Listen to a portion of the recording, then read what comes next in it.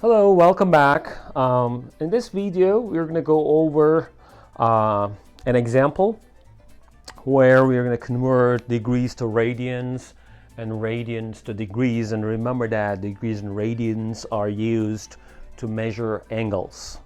Okay? And before we hit the road, let's remember the conversion in between degrees and radians. So let me just write that down here. Well, 1 radian is equal to 180 degrees divided by pi. And then 1 degree here is pi over 180 degrees. Okay? Radians and then degrees, right? So these are the units. Okay? Keeping this in mind, let's start with minus 20 degrees. So that has to be equal to negative 20 times pi over 180 degrees. Generally, when we convert degrees to radians, we keep pi as is and then try to simplify the other numbers around that. So for that reason, I'm going to do that. So I'm going to divide both this number and this number by 20. So this is going to spit out 1, and this is going to spit out 9.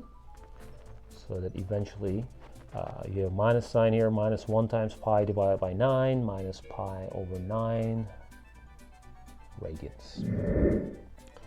And for 144 degrees, we have 144 degrees times pi over 180 degrees.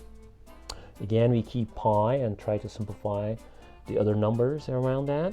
So if we divide this number by 2, we got 90. And we got, you can use a calculator if you want to. So let's just use this for you to see.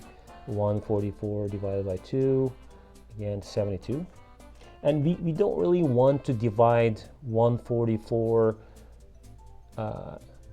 by like 180 because that's going to be a number with decimal points. We don't want that. We want to keep it as a rational number. Okay? So 90 divided by 2 is 45. 72 divided by 2 is 36. Okay. I think there's another common factor for those numbers. That's 9. So 9 times 5 is 45. And then 9 times 4 is 36. So we have 4 left here, 5 left in the bottom. So 4 times pi over pi, 4 times pi over 5 radians. For 7 pi over 3, I'm just continuing from here. We're going to use this formula here. 1 radian is 180 degrees divided by pi. Okay. So then I have 7 pi over 3 radians. So it's going to be 7 pi over 3 times 180 degrees divided by pi. So you can still use your calculator, but try to avoid it first. In fact, try to cancel out the pi's here without punching those in your calculator and see if there is any way you can make cancellations. Like 3 is a common factor for this one and 180 degrees, right? So they cancel out, and then you have 60 left here. So 60 times 7, that is 420 degrees. Let's look at this one. 0.438 radians times 180 degrees divided by pi. So this time pi is not provided to us, at least in this expression like this.